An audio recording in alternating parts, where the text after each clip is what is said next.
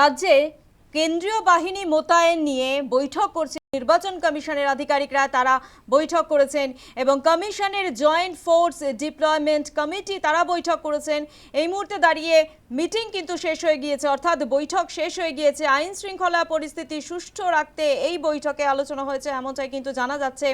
এবং বৈঠকে ছিলেন বিশেষ পর্যবেক্ষক, অতিরিক্ত ডিরেক্টর জেনারেল, বৈঠকে ছিলেন নোডাল অফিসার সহ একাধিক শীর্ষ আধিকারিক। কোথায় কত বাহিনী মোতায়েন হবে, কিভাবে কাজ করবে কেন্দ্রীয় বাহিনী, তা ঠিক করবে এই কমিশনের বৈঠকেই ঠিক হয়েছে। কমিশনের বৈঠকে এই বিষয় নিয়ে বিস্তারিত জানাবে সিইও অফিসের সামনে থেকে আমাদের প্রতিনিধি সরাসরি রয়েছে মৌমিতা মিত্র। মৌমিতা, ইতিমধ্যেই বৈঠক শেষ হয়ে গিয়েছে, কোন গুরুত্বপূর্ণ বিষয়গুলি এই বৈঠক থেকে উঠে আসছে মৌমিতা?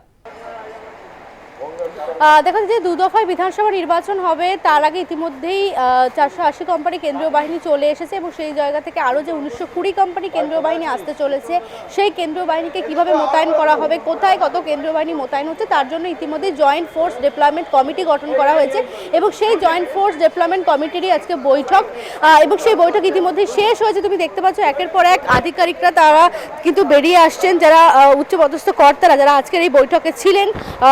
আইজি সিআরপিএফ থেকে শুরু করে যেটা আমরা দেখলাম যে nodal officer, state police nodal officer Anand Kumar, CRPF এর IG, state CAPF coordinator Gaurav Sharma, state force coordinator Saurabh Mathur এবং অবশ্যই নির্বাচন কমিশনের তরফ থেকে সিও মনোজ কুমার আগরওয়াল এবং একই সঙ্গে স্পেশাল অবজারভার এনকে মিশ্র, তারা প্রত্যেকেই কিন্তু আজকের এই বৈঠকে ছিলেন এবং সেই বৈঠক প্রায় 2টো থেকে যে বৈঠক শুরু হয়েছে, দেখলাম আমরা 2 ঘন্টা ধরে সেই বৈঠক হয় এবং অত্যন্ত গুরুত্বপূর্ণ, তার কারণ বিধানসভা নির্বাচনের আগে কোথায় কত কেন্দ্রীয় বাহিনী মোতায়েন করা হচ্ছে এবং স্পর্শকাতর যে জেলাগুলো রয়েছে বিভিন্ন জায়গায় পূর্ববর্তী নির্বাচনগুলোতে যেভাবে আমরা দেখেছি যে ভোটের আগে হিংসার ঘটনা ঘটেছে বা ভোট পরবর্তী হিংসার ঘটনা ঘটেছে, সেই স্পর্শকাতর এলাকাগুলিতে কত কেন্দ্রীয় বাহিনী মোতায়েন করা হবে এবং তারা কিভাবে কাজ করবে, সেই বিষয়গুলো নিয়েই কিন্তু এই জয়েন্ট ফোর্স যে ডেপ্লয়মেন্ট কমিটি গঠন করা হয়েছে, সেই কমিটির পর্যায়ের বৈঠক আজকে হলো। এবং ইতিমধ্যেই জানো যে কেন্দ্রীয় বাহিনীকে নিয়ে একগুচ্ছ নির্দেশিকা এসেছে। বলা হয়েছে যে কেন্দ্রীয় বাহিনীকে বসিয়ে রাখা যাবে না, তাদেরকে বিভিন্ন ক্ষেত্রে